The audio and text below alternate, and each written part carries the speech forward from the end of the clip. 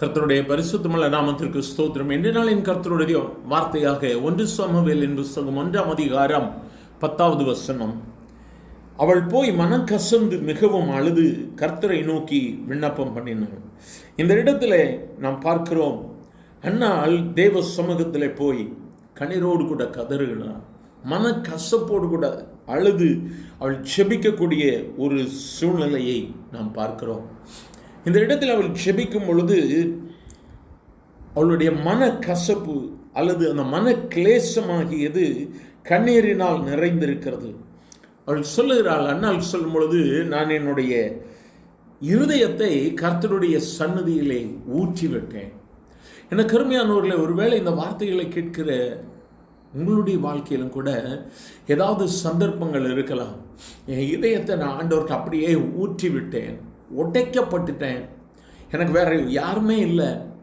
நாம் உடைக்கப்படுகிற சூழல்கள் வரும் பொழுது நமக்கு உதவி செய்ய யாரும் இருக்க மாட்டாங்க. வார்த்தைகளினால் நம்மை குற்றப்படுத்துவதற்கு ஆட்கள் இருப்பார்கள். நீ செய்தது தப்பு, இப்படி பண்ணு, இல்லைன்னா நீ வேற விதமாக செய்யணும், ஆலோசனைகளை சொல்வார்கள்.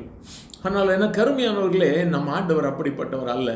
நம் ஆண்டவர் ஆகிய இயேசு உனக்கு உதவி செய்கிறவர். இந்த வார்த்தைகளை கேட்கிற உனக்கும், நீ ஒருவேளை பலவிதங்களில் தோல்வி, பலவிதமான மனிதர்களுடைய வார்த்தைகளினால் குற்றப்படுத்தப்பட்டு கலங்கி போய் இந்த வார்த்தைகளை கேட்டுக்கொண்டிருக்கிறாயோ, உனக்கு ஆறுதல் கொடுக்கிறவர் என் ஆண்டவர் ஆகிய இயேசு மட்டுமே. இந்த அன்னாள் தேவ சமூகத்தில் கதறுகிறாள். அன்னாளுக்கு தேவன் பதில் கொடுக்கிறார். இந்த நாளிலும் கர்த்தர் உனக்கு பதில் கொடுக்கிறார். அன்னாள் சொல்லும் பொழுது சொல்கிறாள், என் இருதயத்தை நான் கர்த்தருடைய சன்னதியிலே ஊற்றி விட்டேன். பாருங்க, தன்னுடைய இருதயத்தை ஒரு தண்ணி போல் ஆக்கி ஆண்டவர்கிட்ட நான் கொடுத்துட்டேன்னு சொல்கிறார். ஆகவே இன்றைய நாளிலும் ஒருவேளை நீங்கள் பலவிதமான சூழல்களில் இந்த வார்த்தையை கேட்டுக்கொண்டு இருக்கலாம். ஆனால் கர்த்தர் மகிமை உள்ளவர், உனக்கு வார்த்தைக்கு பதில் கொடுப்பார்.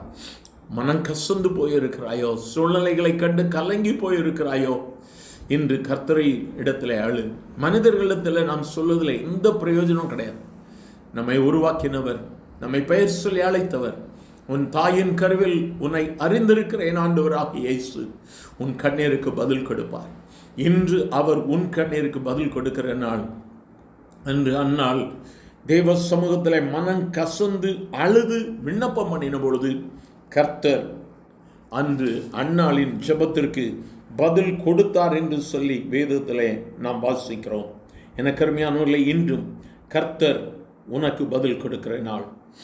வேதம் சொல்லுகிறது, அன்று விண்ணப்பித்த அந்நாள் அதன் பின்பு துக்க முகமாக இருக்கவில்லை. இந்த நாளிலும் ஆண்டவரை நோக்கி பார்க்கலாமா? எங்கள் அன்பு தகப்பனே, ஆசீர்வதிக்கப்பட்ட இந்த காலை வேளைக்காக நன்றி. பலவிதமான சூழல்களில் உம்மை நோக்கி கண்ணீரோடு கூட ஜெபிக்கிறோம். உம்முடைய பிள்ளைகளுக்கு ஒரு விடுதலையை கொடும் ஆண்டவரே. அந்த நாளின் கண்ணீருக்கு பதில் கொடுத்தேன் ஆண்டவர். இன்று கண்ணீரோடு கூட ஜெபிக்கிற உம்முடைய பிள்ளைகள் ஒவ்வொருவருக்கும் ஆண்டவரே, நீர் மனம் இறங்கும்படியாய் நாங்கள் ஒருமனப்பட்டு ஜெபிக்கிறோம். தகப்பன் தன் பிள்ளைக்கு இறங்குகிறது போல கர்த்தர் தமக்கு பயந்தவர்களுக்கு இறங்குகிறார் என்ற வசனத்தின்படி இன்று உடைய பிள்ளைகளுடைய ஜெபத்திற்கு பதில் கொடும். நீர் அப்படி செய்கிற தெய்வர்க்காய் நன்றி. ஆசீர்வதியும். இயேசுவின் நாமத்தில் பிதாவே, ஆமென்.